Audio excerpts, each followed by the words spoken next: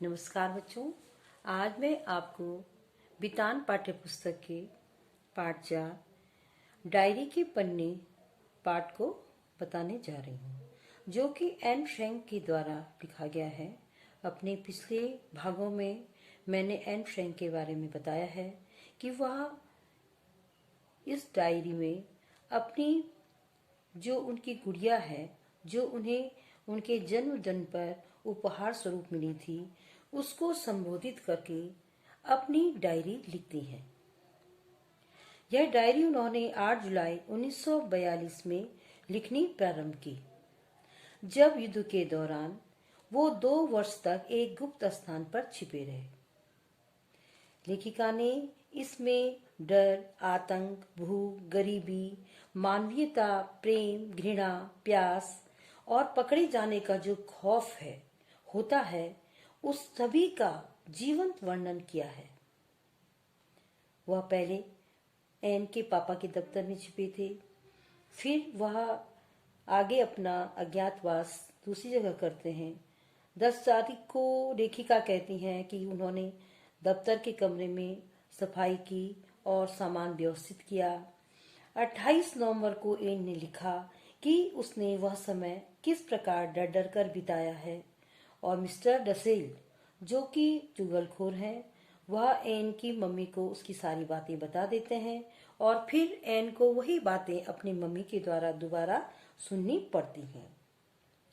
19 मार्च को Anne Frank ने लिखा कि 1000 गिल्टर के नोट को अवैध मुद्रा घोषित किए जाने से कालाबाजारी करने वालों को बड़ा झटका लगा।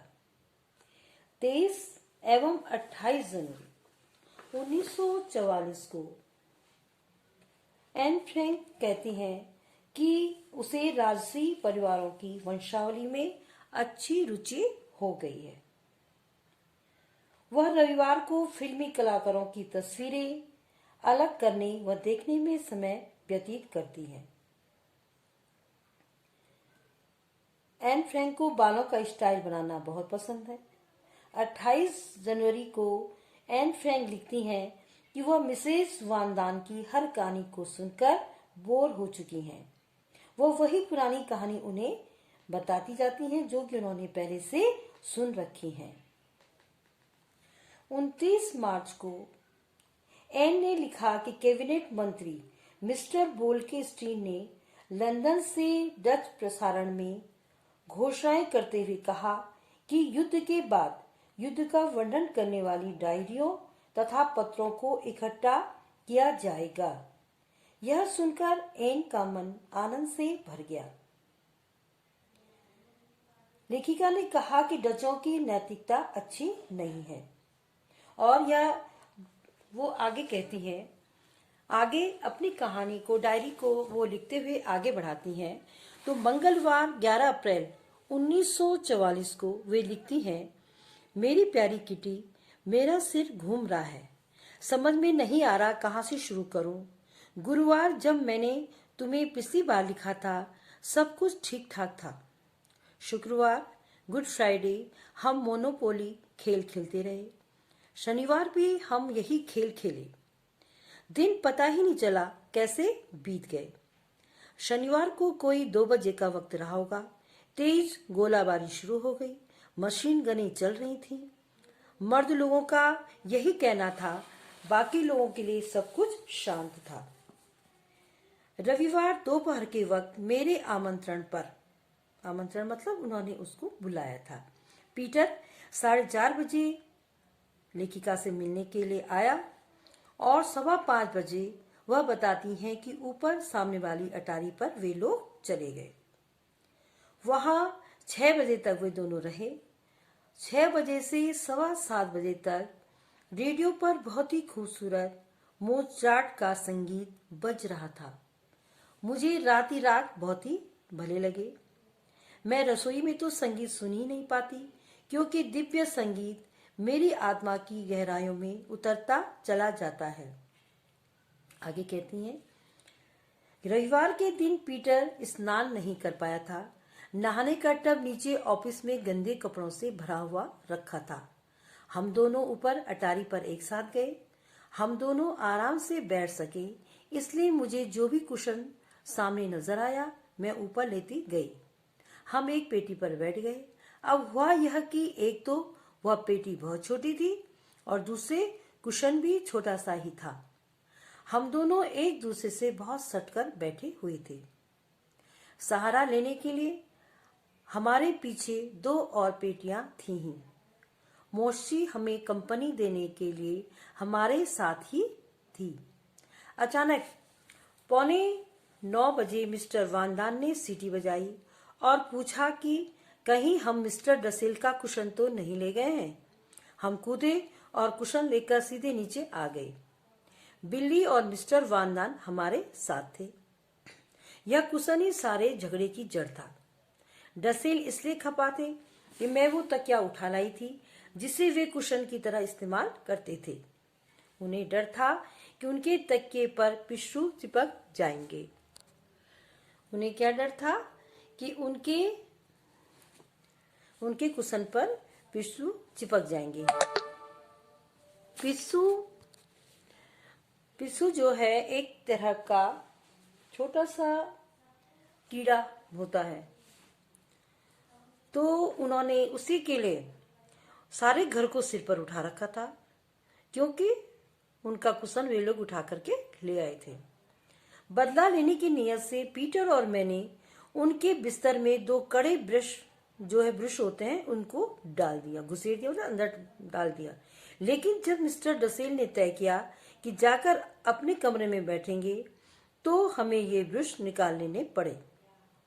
इस छोटे से प्रहसन पर हम हंसते हंसते लोटपोट हो गए।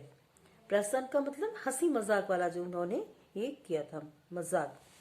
इसी पे वो कहने लगे कि प्रहसन पर मतलब हंसी, एक तरफ से हंसी खुशी का माहौल उन्होंने वहां पे पैदा किया। तो छोटा सा जो प्रहसन था, हंसी खुशी का जो माहौल था, वह कहते हैं कि हम उसी में हंसते हंसते लोटपोट हो गए। लेकिन हमारा हंसी मजाक जल्दी ही खत्म हो गया। 9:30 बजे पीटर ने हौले से दरवाजा खटखटाया और पापा से कहा कि वे जरा ऊपर आएं। उन्हें उसे अंग्रेजी के कठिन वाक्य में दिक्कत आ रही है। मुझे तो दाल में कुछ काला नजर आ रहा है। मैंने मार्गोट से कहा है, तय है कि पीटर ने किसी और बहाने से यह बात कही है। जिस तरीके से मर्द लोग बात कर रहे हैं, मैं शर्त लगाकर कह सकती हूँ कि सेंधमारी हो रही थी। सेंधमारी क्या है? मतलब चुपके से किसी की बातों को खोद करके छेद करना, मतलब किसी में छेद करके किसी की बातों को समझना, खोद कर छेद करना। पिताजी मिस्टर वानदान और पीटर लपक कर नीचे पहुंच गए। मार्गोट, माँ, मिसेस वानदान और मैं ऊपर इंतजार करते रहे। 4 डरी सहमी औरतें बात ही तो कर सकती हैं। जब तक हमने नीचे जोर का एक धमाका नहीं सुना, हम बातों में लगी रहीं। उसके बाद का मामला है, मेरा सोचना सही था। उसी वक्त गोदाम में सब कुछ शांत हो गया। घड़ी ने 9:45 बजाए। हमारे चेहरों का रंग उड़ चुका था। इसके बावजूद कि हम डरे हुए थे, हम शांत बने रहे। मतलब बाहर उन्होंने ये प्रकट नहीं किया कि हम डरे हुए हैं और बाहर अपनी शांति को बताते रहे, शांत बनकर रहे। आदमी लोग कहाँ थे? ये धमाके की आवाज कैसी थी? क्या ये लोग सेंधमारों के साथ लड़ रहे थे? हम डर के मारे सोच भी नहीं पा रहे थे। हम सिर्फ इंतजार ही कर सकते थे। 10 बजे सीढ़ियों पर कदमों की आवाजें आई। पापा का चेहरा पीला पड़ चुका था। वे नर्वस थे। पहले वे भीतर आए। उनके पीछे मिस्टर वानदान, बत्तियां बंद कर दो, दबे पांव ऊपर वाली मंजिल पर चले जाओ, पुलिस के आने की आशंका है। उन्होंने आते ही ये सब बताया। अब डरने का वक्त भी नहीं बचा था। बत्तियां बुझा दी गई थी। मैंने फटाफट एक जैकेट उठाई और हम ऊपर जाकर बैठ गए। हमें कुछ भी बताने वाला कोई भी नहीं था। बच्चों को कुछ भी नहीं बताया जा रहा था। मर्द लोग वापस नीचे जा चुके थे। वे चारों 10:10 तक वापस ही नहीं आए। 2 लोग पीटर की खुली खिड़की में से निगाह रखे हुए थे। सीढ़ियों के बीच वाले दरवाजे पर ताला जड़ दिया गया था। बुक केस बंद कर दिया गया था। हमने रात को जलाई जाने वाली बत्ती पर एक स्वेटर डाल दिया। तब उन्होंने हमें सब कुछ बताया कि क्या हुआ था। पीटर अभी सीढ़ियों पर ही था जब उसने जोर के 2 धमाके सुने। वह नीचे गया तो देखता क्या है, गोदाम के दरवाजे में से बाईं तरफ का आधा फट्टा गायब है। वह लपक कर ऊपर आया और होमगार्ड्स को चौकन्ना किया। उसने क्या किया? होमगार्ड को चौकन्ना किया। वे चारों लपके लपके नीचे आए। जब वे गोदाम में पहुंचे तो सेंधमार अपने धंधे में लगे हुए थे। बिना सोचे समझे मिस्टर वान दान चिल्लाए, पुलिस! बाहर भागने की आवाजें आई। सेंधमार भाग चुके थे। उन्होंने सेंधमारों को किस तरह भगाया? पुलिस बोल करके उन्होंने सेंधमार को भगाया। फट्टे को दोबारा उसकी जगह पर लगा गया ताकि पुलिस को उस गैप का पता न चले। आधा दरवाजा गायब हो चुका था, लेकिन अभी तक एक पल भी नहीं बीता था कि फट्टा फिर वापस नीचे गिरा दिया गया। पुरुष लोग सेंधमारों की पिटाई पर हैरान थे। मिस्टर वान दान और पीटर गुस्से के मारे थरथराने लगे। मिस्टर वान दान ने दरवाजे पर कुल्हाड़ी का एक जोरदार प्रहार किया। उसके बाद सब कुछ शांत हो गया। एक बार फिर फट्टे को उसी जगह पर जमा गया और एक बार फिर उनका यह प्रयास निष्फल कर दिया गया। जैसे वो उस फट्टे को अपनी जगह पर जमाते थे तो कोई उसको नीचे फिर गिरा देता था। बाहर की तरफ से एक आदमी और एक औरत टॉर्च की रोशनी फेंकते न दिखाई दिए। क्या मुसीबत है! उन आदमियों में से एक भुनभुनाया। लेकिन अब संकट यह था कि उनकी भूमिकाएं बदल चुकी थी। अब वे पुलिस के बजाय सेंधमारों वाली हालत में आ गए थे। चारों लपक कर ऊपर आ गए। डसेल और मिस्टर वान दान ने डसेल साहब की किताबें उठाई।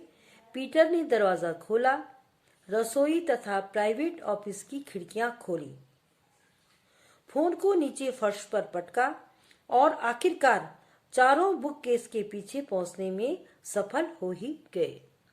तुम्हारी एन। इस तरह से एन फ्रैंक ने अपनी डायरी उस दिन यहीं पे समाप्त की, 11 अप्रैल को, कि किस तरह से उन्होंने उस दिन गुजारा था। बच्चों, आगे की डायरी में आपको अपने नेक्स्ट भाग में बताऊंगी। आज यहीं पे पाठ समाप्त कर रहे हैं।